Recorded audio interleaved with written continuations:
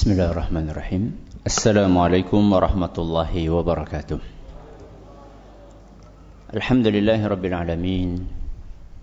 Wabihi nasta'inu ala umri dunya waddin. Wa sallallahu ala nabiyyina wa sayyidina Muhammadin wa ala alihi wa sahbihi ajma'in. Amma ba'd. Kita panjatkan puja dan puji syukur kehadirat Allah Subhanahu wa taala. Pada kesempatan pagi menjelang siang yang berbahagia kali ini, pada tanggal 15 Jumadal Ula 1440 Hijriah atau yang bertepatan dengan tanggal 21 Januari 2019, kita masih kembali diberi kekuatan, kesehatan, hidayah serta taufik dari Allah Jalla wa'ala, sehingga kita bisa kembali menghadiri pengajian rutin Senin pagi di Masjid Manarul Ilmi di Komplek Pondok Pesantren Tunas Ilmu di Desa Kedunguluh Purbalingga ini. Kita berharap semoga Allah Subhanahu wa taala berkenan untuk melimpahkan kepada kita semuanya ilmu yang bermanfaat, sehingga bisa kita amalkan sebagai bekal untuk menghadap kepada Allah Jalla wa'ala. Allahumma amin. Salam dan salam semoga senantiasa tercurahkan kepada junjungan kita Nabi Agung Muhammad sallallahu alaihi wasallam, kepada keluarganya, sahabatnya, dan umatnya yang setia mengikuti tuntunannya hingga di akhir nanti. Para hadirin dan hadirat sekalian kami hormati, dan juga segenap pendengar serta pemirsa yang mudah-mudahan senantiasa dirahmati oleh Allah Azza wa Jalla. Tema kita hari ini masih tentang fikih pendidikan, fikih doa dan zikir, memasuki silsilah nomor 147 dengan tema peduli dalam berdoa. Kenapa? Peduli dalam berdoa. Seorang muslim itu harus memiliki kepedulian. Seorang muslim itu harus punya kepedulian. Kepedulian kepada siapa? Kepada diri sendiri apa orang lain? Kepada diri sendiri dan kepada orang lain. Tidak benar juga kalau cuma peduli kepada diri sendiri, kemudian tidak peduli kepada orang lain. Tidak benar juga kalau cuma peduli sama orang lain, kemudian tidak peduli kepada diri sendiri. Peduli kepada siapa? Ia peduli kepada diri sendiri dan kepada orang lain. Bentuknya apa, Ustaz? Macam-macam. Yang namanya peduli kepada diri sendiri kepada orang lain itu bentuknya macam-macam. Ada bentuknya waktunya istirahat, ya istirahat, itu namanya peduli kepada diri sendiri. Waktunya ngaji, ya ngaji, itu peduli kepada diri sendiri. Tidak membiarkan diri sendiri itu nun sewu, maaf ya, tidak membiarkan diri sendiri dalam kebodohan, berusaha mengentaskan diri sendiri dari kebodohan. Itu namanya peduli. Ya. Peduli kepada orang lain bentuknya apa, Ustaz? Ketika kita punya tetangga kekurangan, kemudian kita berusaha untuk bantu. Itu namanya peduli. Ketika istri kita sedang sedih, kita hibur. Itu namanya peduli. Seorang muslim itu harus punya kepedulian kepada diri sendiri dan kepada orang lain. Wujud kepedulian itu banyak. Tadi contoh-contohnya. Dan salah satu bentuk kepedulian kepada diri sendiri dan orang lain adalah doa. Napa? Doa. Yaitu mendoakan diri sendiri dan mendoakan orang lain. Itu namanya peduli. Salah satu bentuk kepedulian kita kepada diri kita sendiri adalah kita doa. Kita berdoa kepada Allah untuk diri sendiri. Itu namanya peduli. Ketika kita merasa hati kita galau karena kita banyak maksiat, kalau kita peduli kepada hati kita, maka kita akan berdoa kepada Allah supaya kegalauan itu akan dihilangkan. Itu namanya peduli. Ketika kita punya orang yang kita sayangi, kakak kita, adik kita, orang tua kita, anak kita, kita melihat orang-orang yang kita sayangi ini tidak sesuai dengan yang kita harapkan. Tidak sesuai dengan yang kita harapkan. Karena mungkin tidak sholat, ya, atau karena mungkin belum menutup aurat. Ada saudara kita yang belum menutup aurat? Banyak. Atau karena mungkin dia melakukan hal-hal yang tidak sesuai dengan tuntunan Islam. Melakukan kesyirikan, melakukan perbuatan bid'ah, banyak melakukan maksiat. Salah satu bentuk kepedulian kita kepada saudara kita ini, kita doakan dia supaya mendapatkan apa? Hidayah. Nah, doa yang dipanjatkan oleh seorang hamba, doa yang diajarkan dalam Al-Quran dan Sunnah, itu bisa dibagi menjadi 4. Bisa dibagi menjadi berapa? 4. Dilihat dari sisi siapa yang didoakan. Kenapa? Dibagi 4 berdasarkan siapa yang didoakan. Kita ulangi. Doa itu bisa dibagi menjadi berapa? 4. Berdasarkan apa? Siapa yang didoakan. Kita akan sebutkan 1, 2, 3, 4. Nanti setelah itu kita jelaskan satu persatu. Yang pertama, siapa yang didoakan? 1, diri sendiri. Ini jenis yang pertama. Yang kedua, siapa yang didoakan? Orang lain. Yang ketiga, jenisnya yang didoakan adalah diri sendiri dan orang lain. Digabungkan dalam satu doa, yang mendoakan diri sendiri, yang mendoakan orang lain. Baru yang keempat apa? Doa bersama. Doa untuk bersama. Yang nggo awake dewek, yang nggo tanggane, yang nggo seluruh muslimin. Ada berapa macam? 4. Yang pertama apa? Doa untuk diri sendiri. Yang kedua, untuk orang lain. Yang ketiga, diri sendiri dan orang lain. Yang keempat, bersama. 4 jenis doa ini ada contohnya dalam Al-Quran dan hadis Nabi SAW. Kita awali dengan jenis yang pertama, doa untuk diri sendiri. Inilah peduli. Salah satu bentuk kepedulian kita kepada diri kita adalah kita minta kepada Allah kebaikan untuk diri kita. Jangan sampai kita ini terlalu sibuk mendoakan orang lain terus kelalen awake dhewe. Ya. Jangan sampai kita ini menasihati orang lain banyak-banyak terus lupa menasihati diri sendiri. Hobinya nge-share nasihat tapi nggak pernah dibaca. Hobinya apa? Nge-share nasihat. Bagus apa buatan nge-share nasihat? Bagus. Tapi nggak pernah dibaca, gimana? Sampai-sampai aku loh, masya Allah, wingi alhamdulillah matur nuwun banget ya nasihat. Nasihat sing ndi sih ya?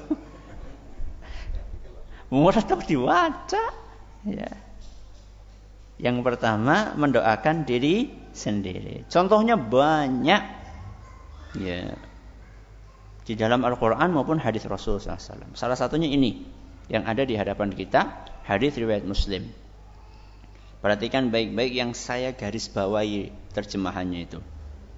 Allahumma ghfirli warhamni wahdini wa'afini warzuqni. Artinya, ya Allah, ampunilah aku. aku. Nah, itu diri sendiri.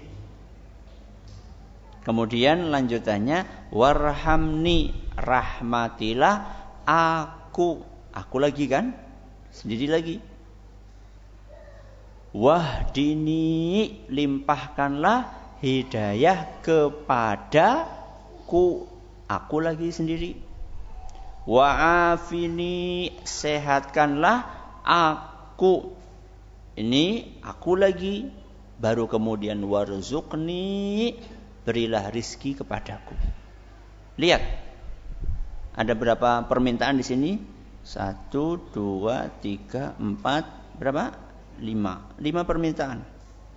5 permintaan ini semuanya kita panjatkan kepada Allah, kita mohon kepada Allah untuk 5-5-nya ini diberikan kepada siapa?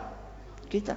1 ampunan, 2 rahmat, 3 hidayah, 4 kesehatan, 5 apa? Rezeki. 5-5-nya kita minta kepada Allah Subhanahu wa taala. Untuk siapa? Untuk diri sendiri. Karena memang manusia hidup di dunia ini butuh 5-5-nya. Bukan cuma butuh rizki tok. Coba sekarang perhatikan. Dari 5-5-nya ini, yang paling dikejar sama manusia nomor berapa? Nomor pinten? Nomor 5. Saking sibuknya golet nomor 5 nganti kelalen nomor 1 nganti nomor 4. Padahal rizki itu sama Nabi SAW ditaruh nomor berapa? Nomor 5. Seakan-akan ini memberikan sinyal, memberikan arahan kepada kita bahwa yang diprioritaskan itu adalah yang nomor 1, nomor 2 dan seterusnya. Dan juga Nabi SAW tidak kemudian saking sibuknya mencari hidayah terus nggak bekerja, enggak.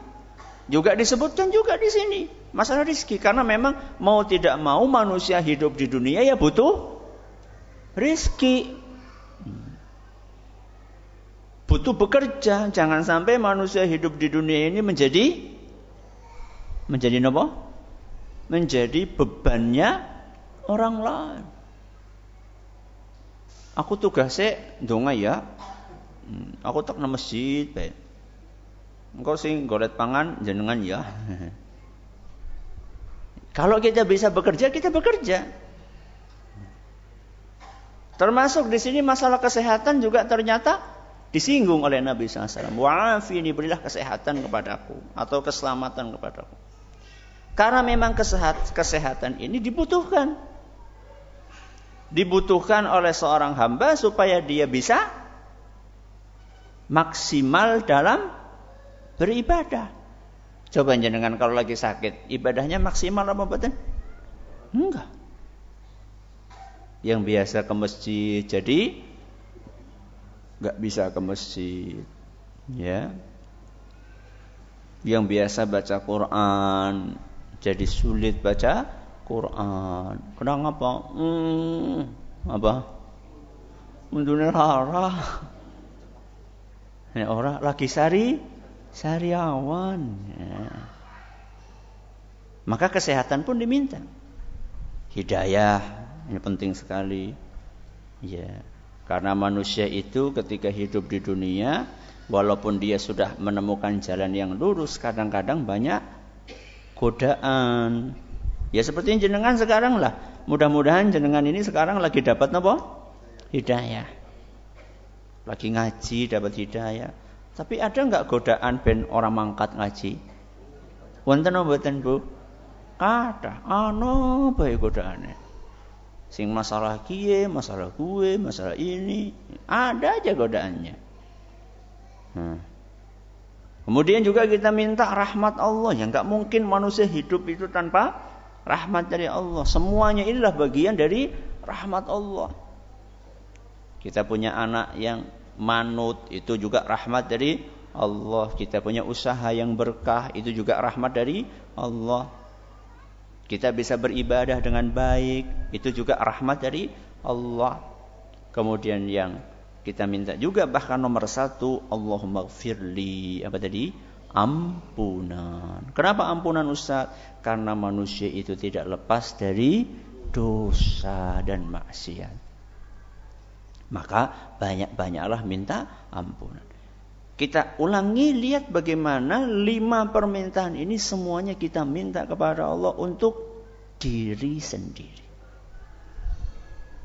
Ini yang pertama. Yang kedua, doa untuk siapa? Orang lain. Jangan sampai kita cuma mikirin diri sendiri, pikirkan juga orang lain. Ya. Nabi SAW peduli sekali untuk mendoakan orang lain. Apalagi kalau sampai orang lain itu minta supaya didoakan. Contohnya ini yang akan saya bawakan saat ini. Anas bin Malik radhiyallahu anhu. Salah satu sahabat Nabi SAW. Ibunya Anas, sinten? Ibunya Anas itu pernah datang kepada Nabi SAW menitipkan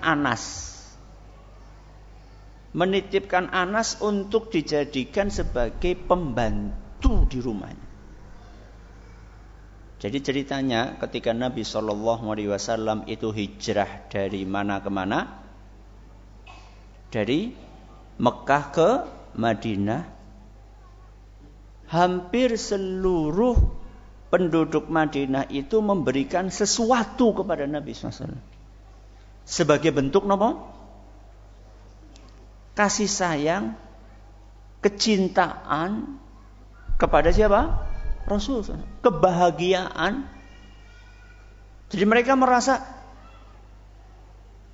kota mereka yaitu kota Madinah kedatangan, bukan cuma kedatangan, bahkan bertempat tinggal di situ. Nabi SAW bertempat tinggal di situ. Itu adalah sebuah kebahagiaan, karunia yang luar biasa. Maka masing-masing dari mereka berusaha untuk memberikan apa yang terbaik untuk Nabi SAW.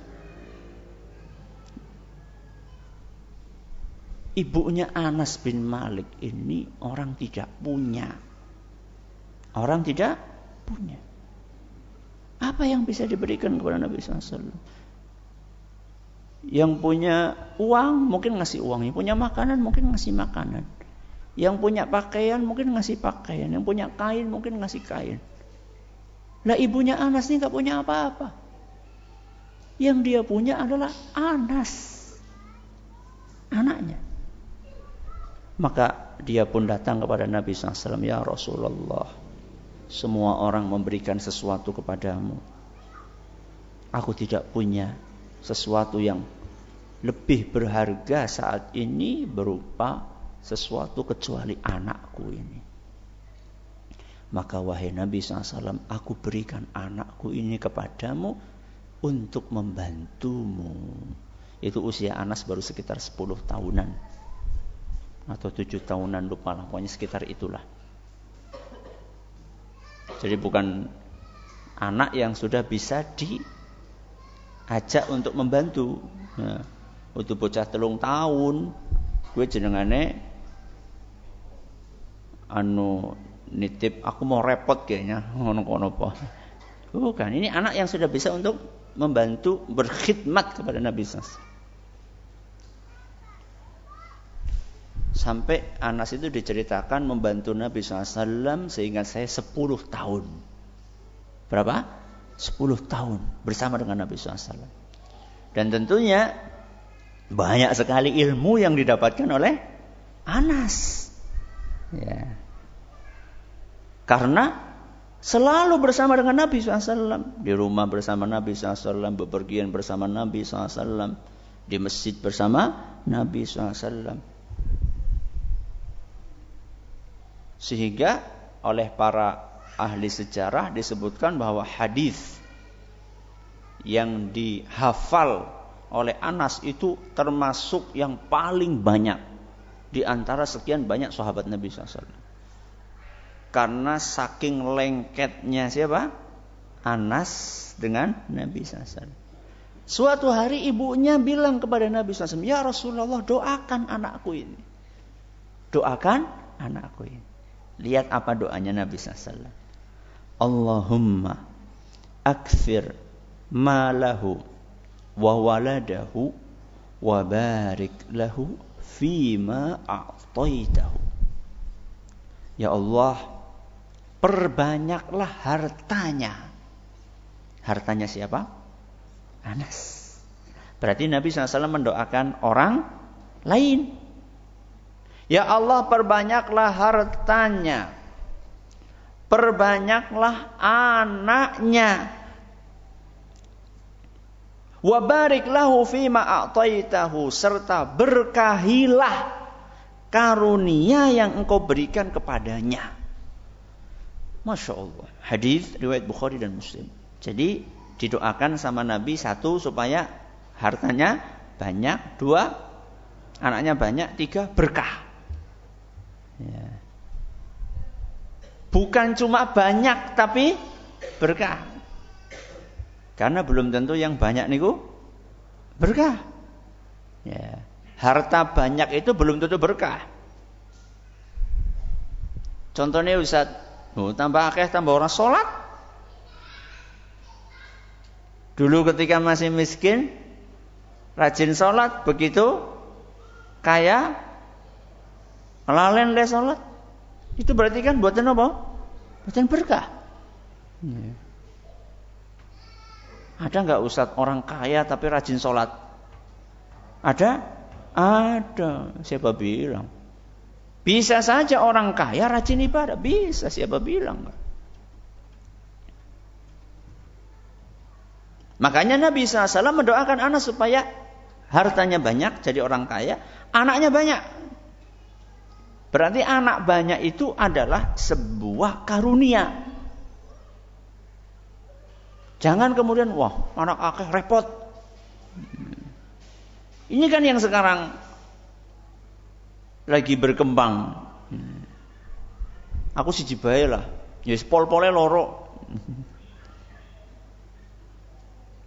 Nabi SAW doakan anak supaya anaknya banyak. Panjenengan tahu berapa jumlah anaknya Anas bin Malik? Ketika wafat anaknya Anas itu jumlahnya lebih dari 100. Astagfirullah Ustaz. Astagfirullah. Alhamdulillah. Allah Ustaz, bocah 100 itu kepriwe. Anak. Bukan kalau jenengan sebenarnya dihitung sama cucune, cicite, bukan. Anak. Kowe kayane winie akeh. Ya iyalah, masa winie siji ora mungkin, Bu, Ibu. Wah, winie siji sih kepriwe, kapan gore lahir?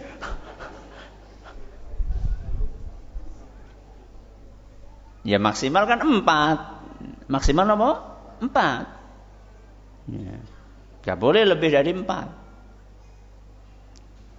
Berarti winih siji selawe Ustaz. Ya mungkin saja yang ini nikah kemudian meninggal dunia, terus nikah lagi, kan mungkin saja. Karena memang di antara doa juga yang dipanjatkan oleh Nabi SAW dan riwayat lain, wa atil fi umrihi. Ya Allah, jadikanlah Anas ini umurnya panjang.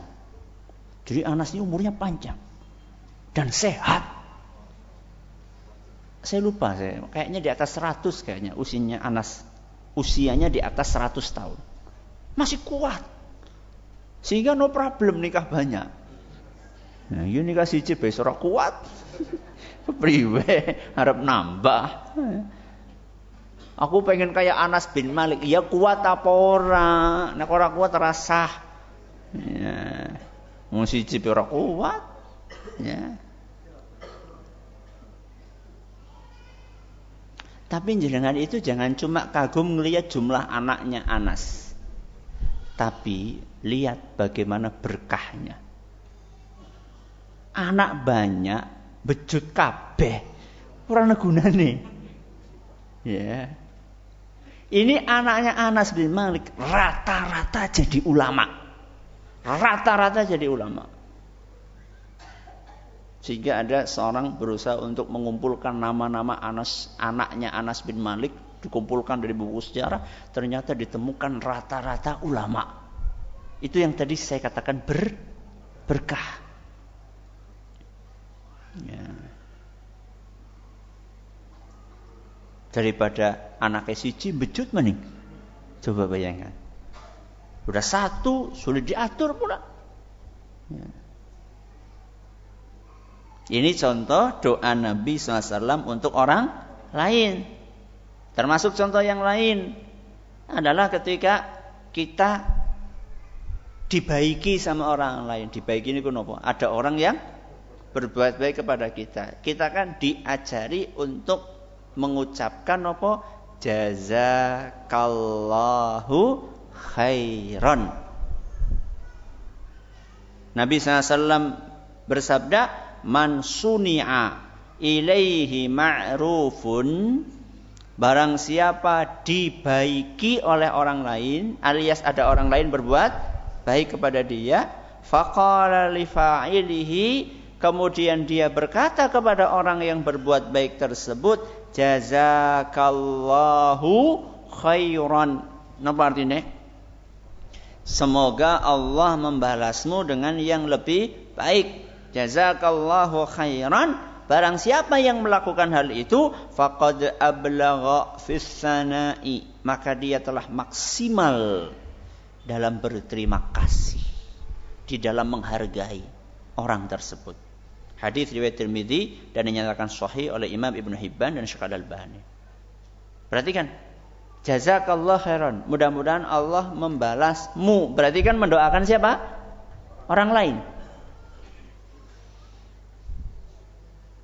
Ustaz nek matur nuwun tok, ya ora apa-apa, cuman tidak maksimal. Ini kan Nabi SAW menghasilkan akan maksimal dalam berterima kasih. Jenengan mau gabungkan tidak apa-apa, matur nuwun ya, jazakallahu khairan. Mungkin kalau sama orang-orang yang belum paham kan jazakallahu khairan apa? Ora paham.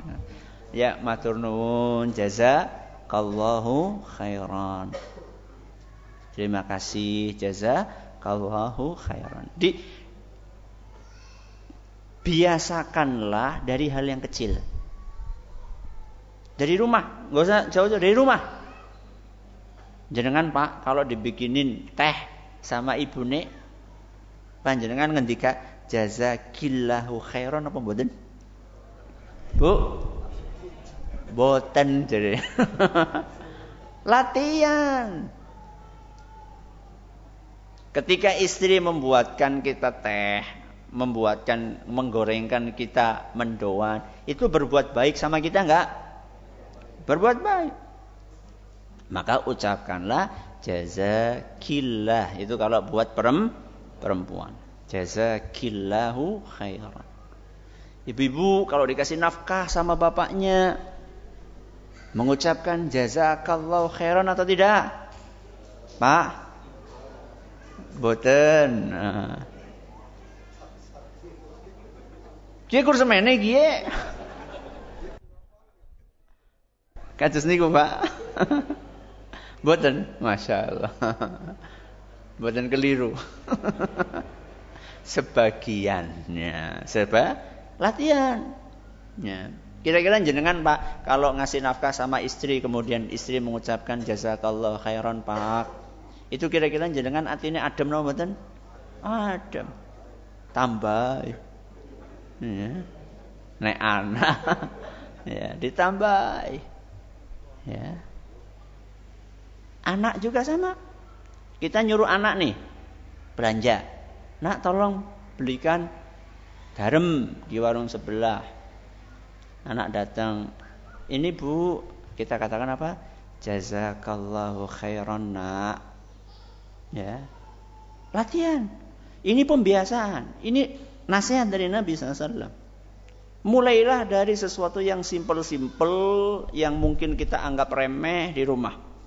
Ya, nanti baru kemudian melebar ke keluarga yang lain, tetangga, teman di kantor dan seterusnya. Sudah.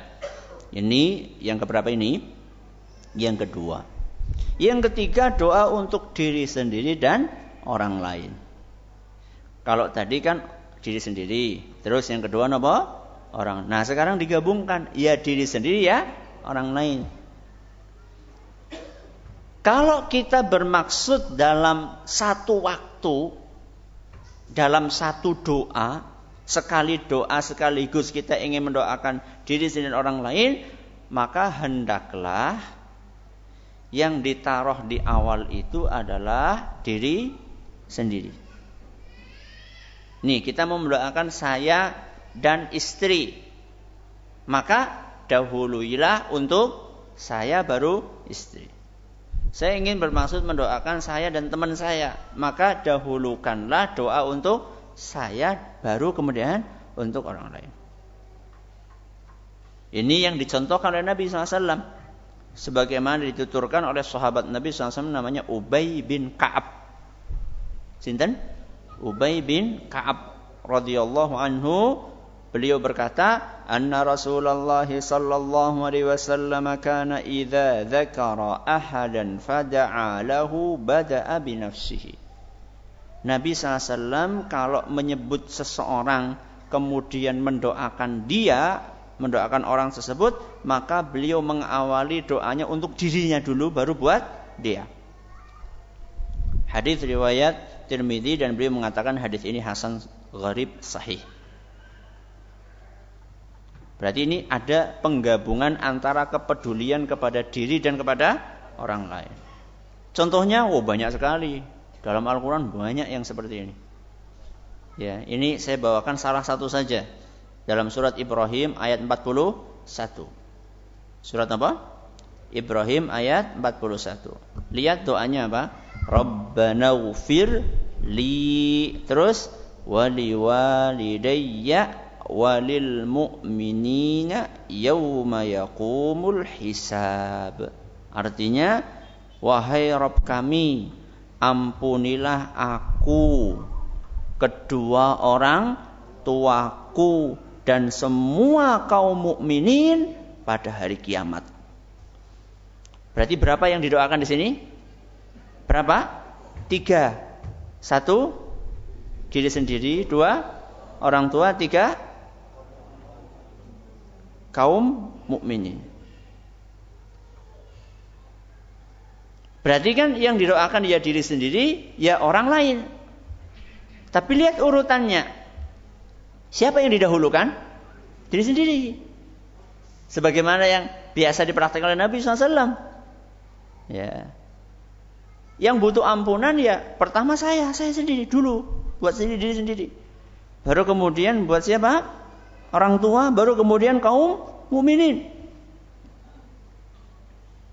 Di sini kita diajarkan oleh Al-Quran untuk memiliki kepedulian.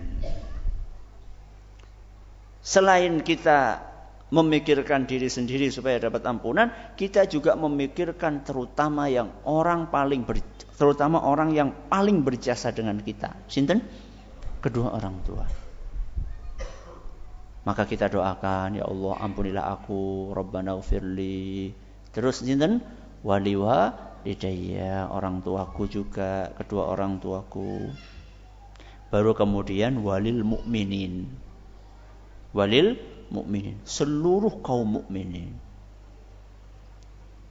Seluruh kaum mukminin itu berarti mencakup seluruh orang yang beriman sejak ada bumi. Sejak ada bumi. Berarti pinten? Jumlahnya pinten? Wallahu a'lam. Karena saking napa? Banyaknya. Ini adalah yang ketiga. Yang terakhir, doa untuk bersama. Doa untuk bersama itu maksudnya adalah kita berdoa kepada Allah untuk bareng-bareng. Ya untuk diri sendiri, ya untuk orang lain, cuman lebih simpel dari yang nomor 3. Simpelnya bagaimana? Redaksinya langsung menggunakan kata kami atau kita. Kita itu kan jamak. Jadi wonten tunggal, wonten apa? Jamak niku nggo wong akeh. Langsung kata gantinya kami atau kita. Ya. Kita itu siapa? Ya awake dewek ya wong liya, ya diri sendiri orang lain. Contoh yang paling mudah surat Al-Fatihah. Napa doanya? Ihdinas siratal mustaqim. Ya Allah, berilah petunjuk kepada kami, kepada kita. Berarti ketika sholat, berilah petunjuk kepada kita jalan yang lurus. Surat Al-Fatihah ayat pinten?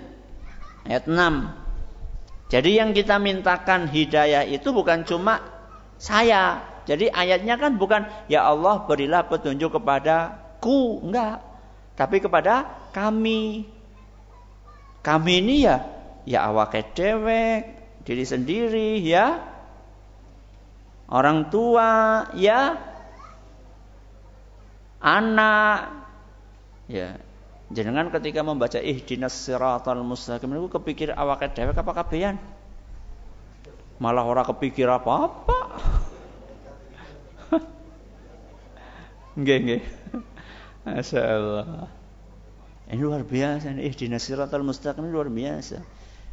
Saat itu juga jenengan sedang mendoakan ibu, sedang mendoakan bapak, sedang mendoakan anak, sedang mendoakan istri, suami, kakak, adik, dan seluruh kaum muslimin. Bahkan seluruh manusia. Jadi dahsyat ini doa ini. Ihdinas siratal mustaqim. Ya. Maka jamaah yang kami hormati, begitulah macam-macam jenis doa di dalam Al-Quran dan hadis Nabi SAW berdasarkan siapa yang didoakan. Ada berapa? 4. Yang pertama doa buat diri sendiri. Yang kedua orang lain. Yang ketiga diri sendiri dan orang lain. Yang keempat buat bersama. Mudah-mudahan yang sedikit ini bermanfaat buat kita semuanya.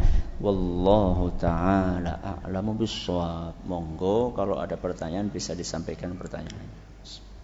Jazakallahu khairan Ustaz atas materinya yang disampaikan pada hari ini. Ana akan bacakan pertanyaan dari pendengar Radio Fika Insani. Dari hamba Allah di Kutasari. Bismillah, Assalamualaikum Ustaz. Waalaikumsalam warahmatullahi wabarakatuh. Saya mau bertanya, Ustaz, saya dari dulu terbiasa berdoa untuk diri sendiri. Dan suatu ketika saya mencoba untuk berdoa untuk orang lain, tapi sulit dan terasa berat di hati. Mohon solusinya Ustaz, supaya saya bisa berdoa untuk diri sendiri dan juga orang lain seperti yang Ustaz sampaikan. Terima kasih. Ya, terima kasih atas pertanyaannya. Sulit untuk mendoakan orang lain. Kenapa? Ada banyak kemungkinan. Satu, karena belum tahu. Belum tahu apa untungnya mendoakan orang lain. Yang kedua, karena hati kita bermasalah. Hati kita bermasalah. Kemungkinan yang pertama karena belum tahu bahwa mendoakan orang lain itu yang untung itu bukan cuma orang lain. Kita yang mendoakan juga untung. Ya. Untungnya apa? Karena kita akan diberi oleh Allah seperti apa yang kita mintakan buat orang tersebut. Misal nih, ya Allah, mudah-mudahan rezekinya Pak Anu berkah. Ketika jenengan mendoakan orang lain tersebut tanpa dia mendengar, maksudnya jenengan itu doanya sendiri gitu loh.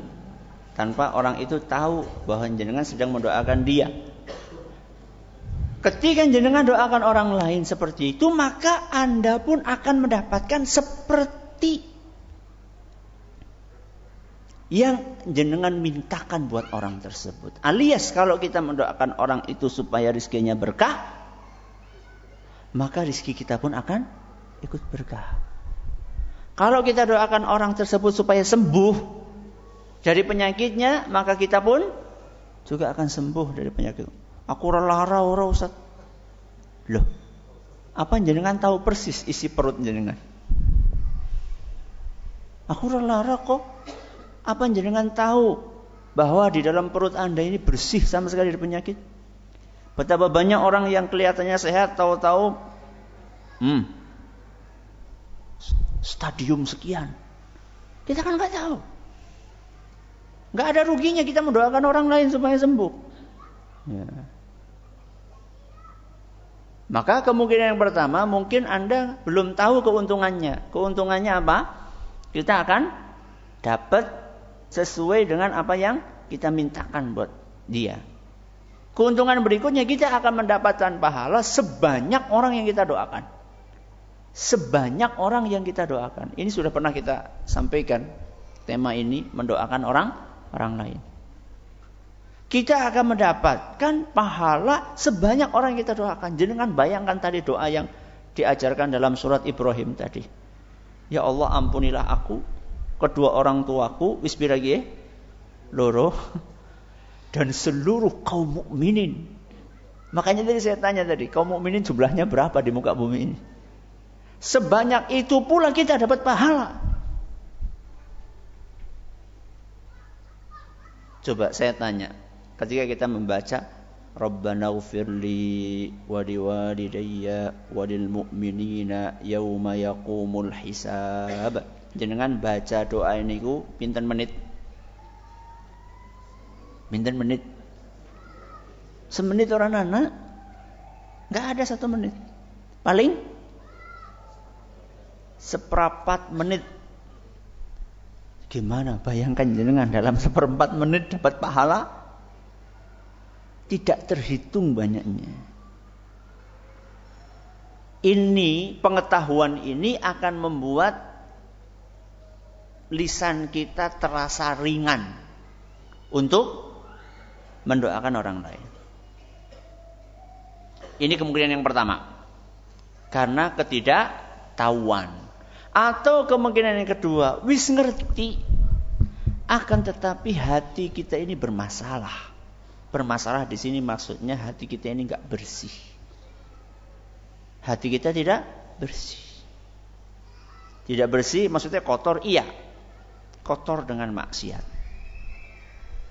Kotor dengan iri. Kotor dengan penyakit dengki. Kotor dengan penyakit hasad. Ini salah satu yang membuat kita sulit untuk mendoakan orang lain. Maka solusinya bagaimana? Bersihkan hati, banyak istighfar, banyak bertaubat kepada Allah. Mudah-mudahan ketika hati bersih akan terasa ringan untuk mendoakan orang lain. Mudah-mudahan bermanfaat. Monggo. Jazakallahu khairan Ustaz atas jawabannya. Yang kedua, Assalamualaikum Ustaz. Waalaikumsalam warahmatullahi wabarakatuh. Saya mau bertanya, setiap saya selalu berdoa untuk keluarga supaya dibukakan pintu hidayah. Doa apa yang lebih tepat atau afdol untuk doa tersebut Ustaz? Seperti doanya Rasulullah SAW buat ibunya siapa? Masih ingat? Abu Hurairah. Ketika Abu Hurairah datang menemui Nabi SAW, minta supaya beliau berkenan untuk mendoakan. Maka Nabi SAW pun berdoa, Allahumma di umma Abi Hurairah. Ya Allah, berikan hidayah. Allahumma di, itu artinya ya Allah, berikanlah hidayah umma Abi Hurairah. Umma niku ibune Abu Hurairah. Nah sekarang kalau keluarga Ustaz, keluarga ya bisa dikatakan ahli. Ahli itu artinya keluargaku. Berarti nek disambung ahli karo Allahumma di pripun? Allahumma di ahli. Ya Allah, berikanlah hidayah kepada keluargaku. Kalau kita pengen spesifik Ustadz, ibuku, ya sudah, tinggal diganti saja. Allahumma hdi ummi. Ummi itu artinya apa? Ibuku. Kalau bapakku Ustadz, gimana? Allahumma hdi abi. Ya Allah berilah hidayah kepada bapakku. Tinggal sekarang diganti. Kalau anak ya ibni. Ya Allah berilah hidayah kepada anakku. Ustaznya kalau bahasa Indonesia baik, ya ora apa-apa. Enggak apa-apa, ya. Kecuali kalau dalam sholat ya sebaiknya pakai bahasa Arab. Qadarullah, waktunya sudah habis. Terima kasih atas perhatiannya. Mohon atas segala kurangannya. Kita tutup dengan membaca Subhanakallahumma wa bihamdika asyhadu an la ilaha illa anta astaghfiruka wa atubu ilaik. Assalamualaikum warahmatullahi wabarakatuh.